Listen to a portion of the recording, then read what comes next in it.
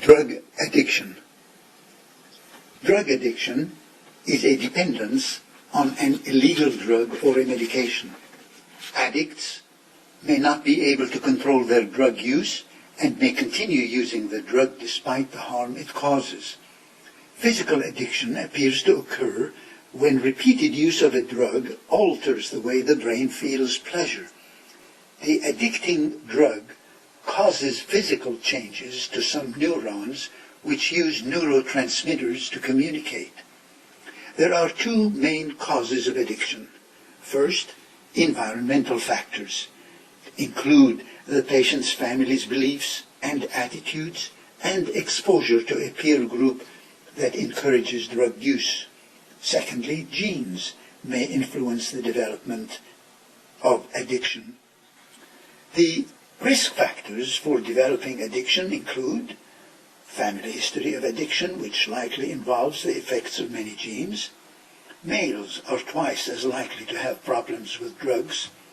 Psychological problems such as depression, attention deficit hyperactivity disorder, or post-traumatic stress disorder increase the likelihood of becoming dependent on drugs. Peer pressure, particularly for young people. Lack of family involvement. A lack of attachment with parents may increase the risk of addiction, as can a lack of parental supervision. Anxiety, depression, and loneliness. The use of drugs can become a way of coping with these painful psychological feelings. Taking a highly addictive drug. Some drugs, such as heroin and cocaine, cause addiction faster than do others. There are many complications of addiction, including physical and mental health problems, unconsciousness, coma, and sudden death, especially if one takes high doses or combines them with other drugs or alcohol. Getting a communicable disease. People who are addicted to a drug are more likely to become infected with a disease such as HIV, either through unsafe sex or by sharing needles. Accidents. Addicts are more likely to drive or do other dangerous activities while intoxicated. Suicides. Addicts more often commit suicide than do people who are not. Family problems. Marital or family strife and custody issues more often occur with addiction. Work issues. Work performance may decline, and addicts may be absent from work more often. Problems at school. Academic performance and motivation to excel in school may suffer in addicts. Legal issues include stealing to support the drug addiction, driving while under the influence of drugs or alcohol, and disputes over child custody.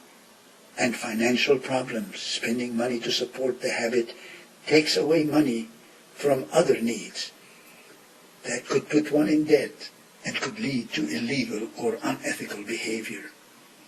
The general symptoms of addiction include feeling the need to use the drug regularly, daily, or even several times a day, failing in attempts to stop using the drug, making certain that a supply of the drug is maintained, spending money on the drug even though one can't afford it, doing things to obtain the drug that one normally wouldn't do, such as stealing, feeling the need for the drug to deal with the addict's problem, driving or doing other risky activities when under the influence of the drug, focusing more and more time and energy on getting and using the drug, and one might be able to tell that a family member or a friend is using or abusing a drug based on the physical and behavioral signs and symptoms associated with the drug.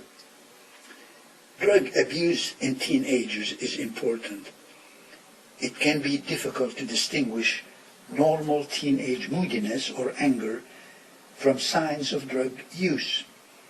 Possible indications that a teenager is using drugs include problems at school, frequently missing classes or missing school, a sudden disinterest in school or school activities, or a drop in grades may be indicators of drug use. Physical health issues, lack of energy and motivation may indicate that the teenager is using certain drugs. Neglected appearance. Teenagers are generally concerned about how they look. A lack of interest in clothing, grooming, or looks may be a warning sign of drug use. Changes in behavior. Teenagers enjoy privacy, but exaggerated efforts to bar family members from entering the rooms or knowing where they go with their friends might indicate drug use. Also, drastic changes in behavior and in relationships with family and friends may be linked to drug use. Spending money. Sudden requests for money without a reasonable explanation for its use may be a sign of drug use. One may also discover money stolen from previously safe places at home. Items may disappear from the home because they're being sold to support a drug habit. A word about marijuana and hashish.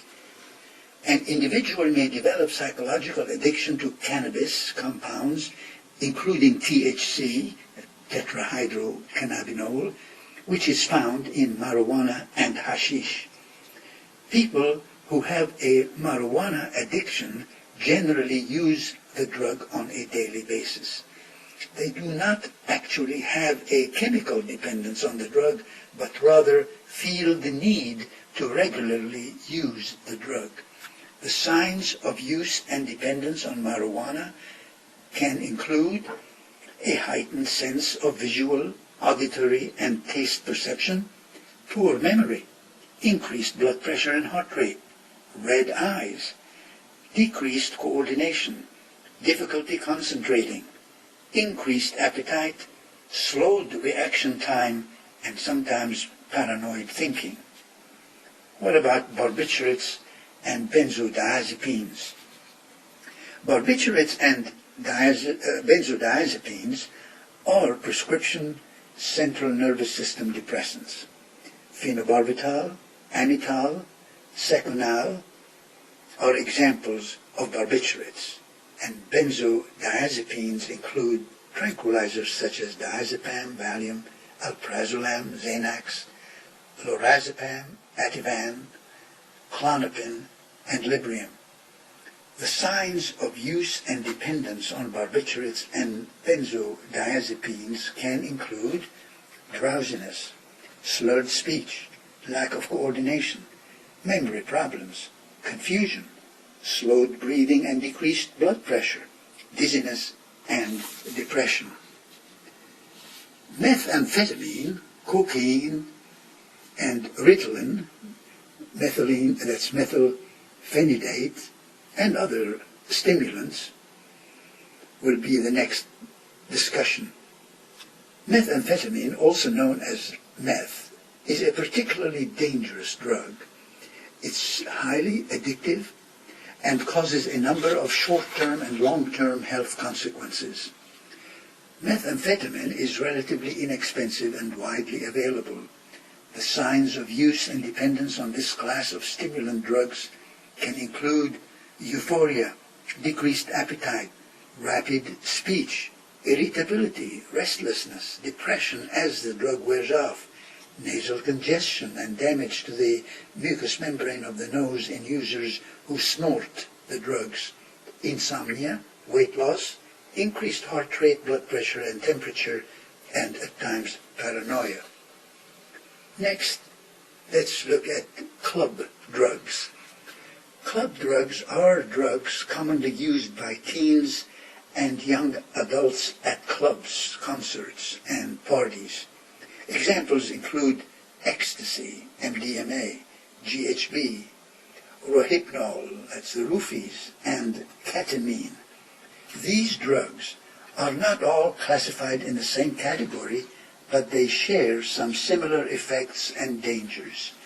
The signs of club drug use and dependence can include an exaggerated feeling of great happiness or well-being, that's euphoria, reduced inhibitions, a heightened or altered sense of sight, sound, and taste, amphetamine-like effects with ketamine and ecstasy, decreased coordination, poor judgment, memory problems or loss of memory, increased or decreased heart rate and blood pressure, and drowsiness and loss of consciousness with GHB and Rohypnol.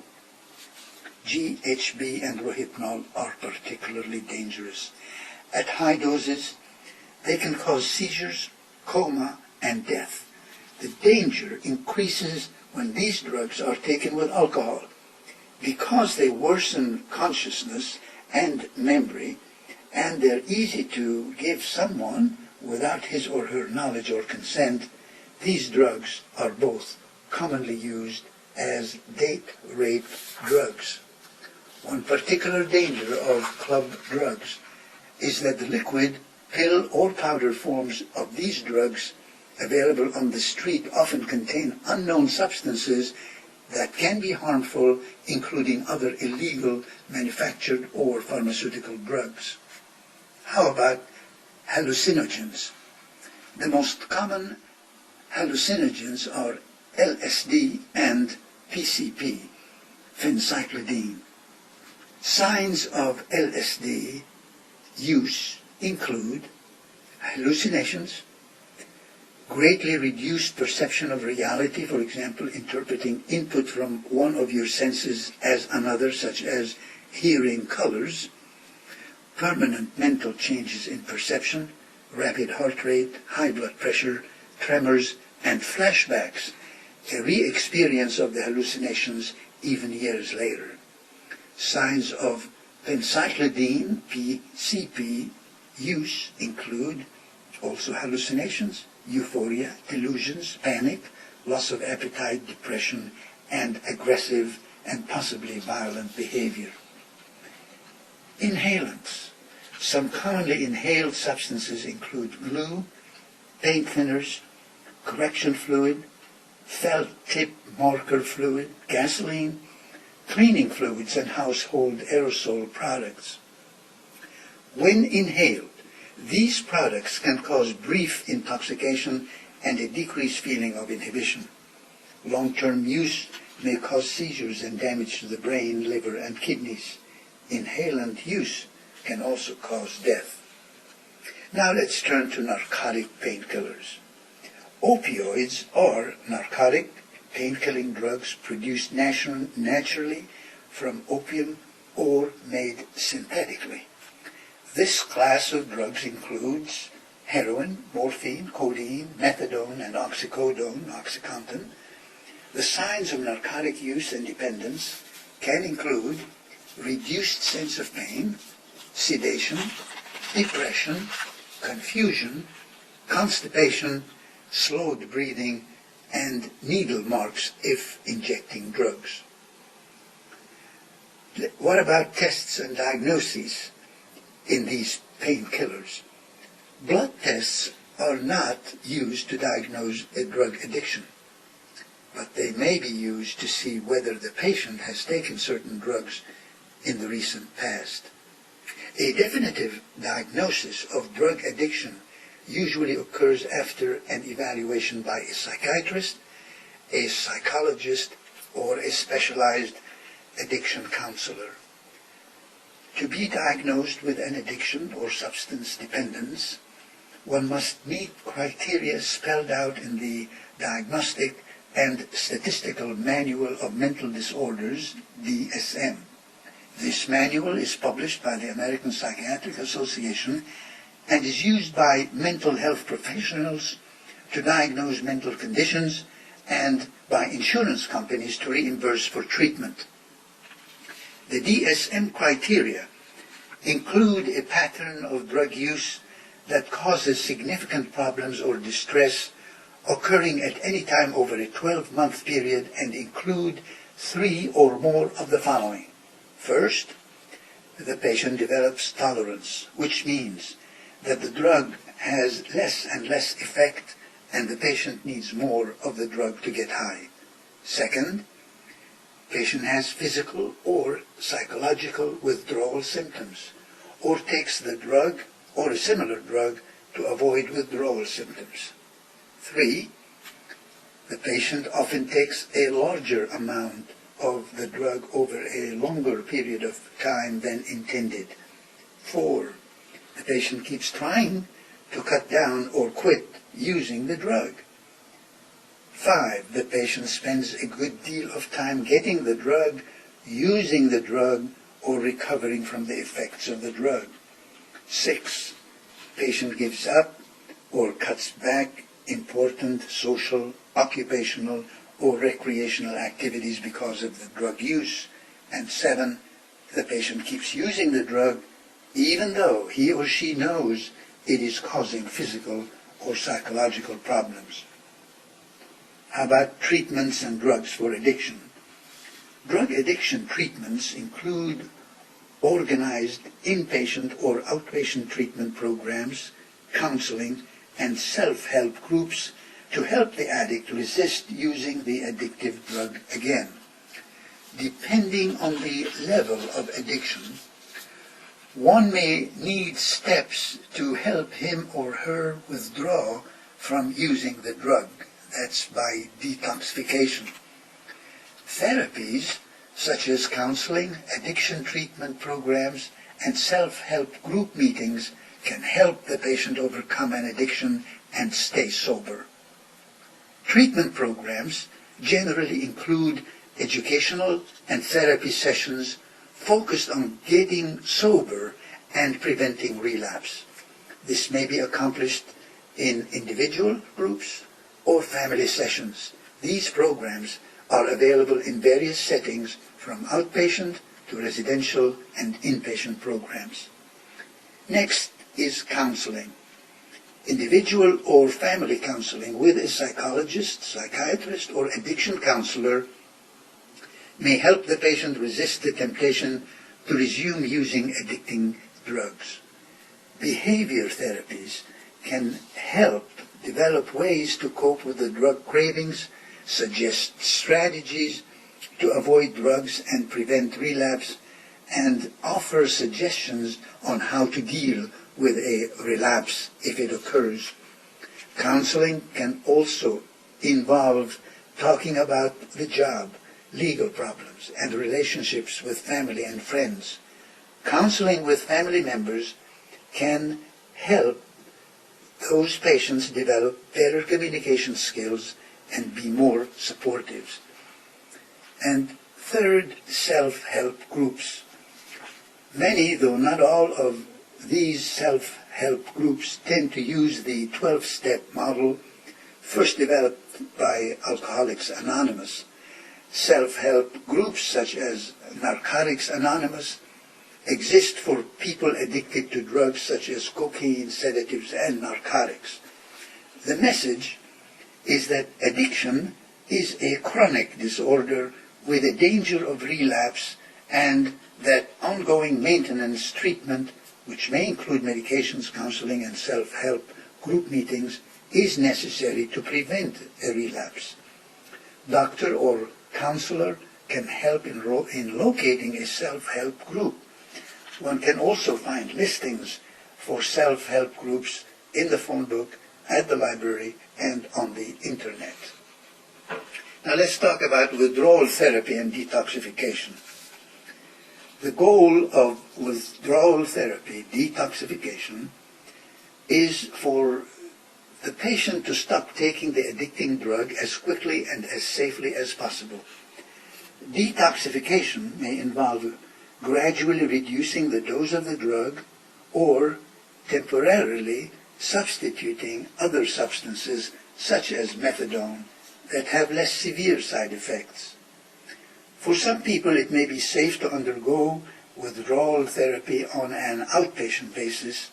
Others may require admission to a hospital or a residential treatment center. Withdrawal from different categories of drugs produces different side effects and requires different approaches. Let's look at depressants. These include the barbiturates and the benzodiazepines and others. Minor side effects of withdrawal may include restlessness, anxiety, sleep problems, and sweating. More serious signs and symptoms also include hallucinations, whole body tremors, seizures and increased blood pressure, heart rate, and body temperature. Withdrawal therapy may involve gradually scaling back the amount of the drug, adding another medication to help stabilize the nerve cells during the detoxification process. Next, stimulants, which include amphetamines, methamphetamine, cocaine, Ritalin, and others. Here, the side effects of withdrawal typically include the depression, fatigue, anxiety, and intense cravings.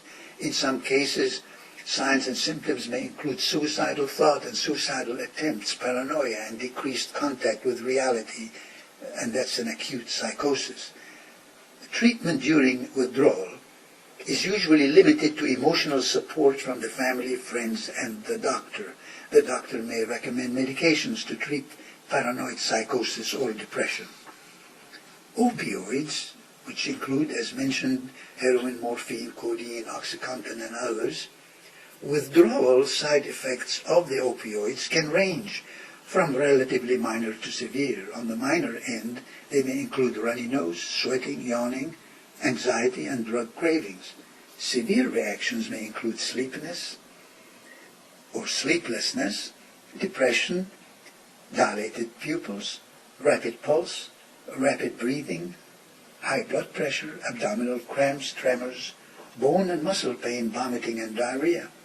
Doctors may substitute an artificial opiate, such as methadone or buprenorphine, Subutex, and Suboxone, to reduce the craving for heroin during recovery. Suboxone therapy is the most popular medication administered to opioid dependence in the 21st century. It is mainly done under strict and monitored conditions, and taking Suboxone will always require the assistance of an attending physician to make sure that the correct dosage is taken. Suboxone contains buprenorphine, which is another type of opioid that elicits minimal euphoric effects as compared to addictive drugs such as morphine and heroin. The drug works to help curb a patient's cravings and minimize, if not prevent, the occurrence of withdrawal symptoms that are normally associated with quitting drug use. The therapy with Suboxone usually starts when the patient is already in a mild withdrawal state. The first dosage of Suboxone is administered to the patient so that buprenorphine attaches itself to the opioid receptors in the brain that were once occupied by morphine or other drugs. Throughout the duration of the therapy, patients and healthcare professionals are supposed to watch out for any signs of relapse or the occurrence of withdrawal symptoms, especially when dosage is gradually being decreased. The typical therapy with Suboxone lasts for 3 to 5 months. During such time, dosage may be adjusted according to the patient's needs. Suboxone therapy is meant to be administered in conjunction with counseling. The medication is given with psychological treatment and a reintroduction to society. Suboxone in itself can cause dependence in the long run. Now let's turn to coping and support. Overcoming an addiction and staying drug-free require a lot of effort. Learning new coping skills and knowing where to find help are essential. And here are some steps that the patient may want to consider. First, see a therapist. Drug addiction is linked to a number of problems that may be helped with counseling and psychotherapy. One may have other underlying mental health concerns that need to be addressed, or may have marriage or family problems that need to work through. Therapy may help the patient regain peace of mind and mend relationships. Second, join a support group. Support groups such as Narcotics Anonymous can be very effective in coping with addiction. Compassion, understanding, and shared experiences can help one break the addiction and stay drug-free. One may find support groups in communities where they live, and there are also several available on the internet. Number 3, seek treatment for other mental health disorders. Because people with other mental health problems, such as depression, are more likely to become addicted to drugs, seek immediate treatment from a qualified mental health professional if one has signs or symptoms of mental illness. Next, we turn to staging and intervention. Because many drug users deny they have a problem, they won't seek help on their own. Family members, friends, or co-workers may need to persuade the user to seek treatment. An intervention is a carefully planned process in which family and friends, teachers, clergy members, or other individuals join together to confront someone about the consequences of addiction and ask him or her to accept a treatment plan. A successful intervention involves careful planning, research, and teamwork. And next we shall talk about prevention. The best way to prevent an addiction to an illegal drug is not to take the drug at all. Use care when taking an addictive prescription drug. The doctor may prescribe narcotics to relieve pain, benzodiazepines to relieve anxiety and insomnia, or barbiturates to relieve nervousness or irritation. Doctors prescribe these medications at safe doses and monitor their use so that patients are not given too great a dose or for too long a time. Preventing drug abuse in children is particularly important. One needs to take the following steps to help prevent drug abuse in children. First, communicate. Talk to your children about the risks of drug use and abuse. Listen. Be a good listener when the children talk about peer pressure and be supportive of their efforts to resist it. Set a good example. Don't abuse alcohol or addictive drugs. Children of parents who abuse drugs are at greater risk of drug addiction. And finally, strengthen the bond. Work on the relationship with the children. A strong, stable bond between the parent and the child will reduce the child's risk of using or abusing drugs. And finally, preventing a relapse. Once a person has been addicted to a drug, he or she is at high risk of falling back into a pattern of addiction. If one does start using the drug, it's likely that he or she will lose control over its use again, even if the patient had treatment and has not used the drug for some time. So the message would be, number 1, avoid high-risk situations. Don't go back to the neighborhood where he or she used to get the drugs. Stay away from the old drug crowd. Second, get help immediately if you use the drug again. If you start using the drug again, talk to your doctor, your mental health provider, or someone else who can help the patient right away. And finally, stick with the treatment plan. It may seem like the patient has recovered and does not need to keep taking steps to stay drug-free, but the patient should not stop seeing the psychotherapist, going to the support group meetings, or taking prescribed medications. The chances of staying drug-free are much higher if one continues treatment after he or she recovers. Thank you.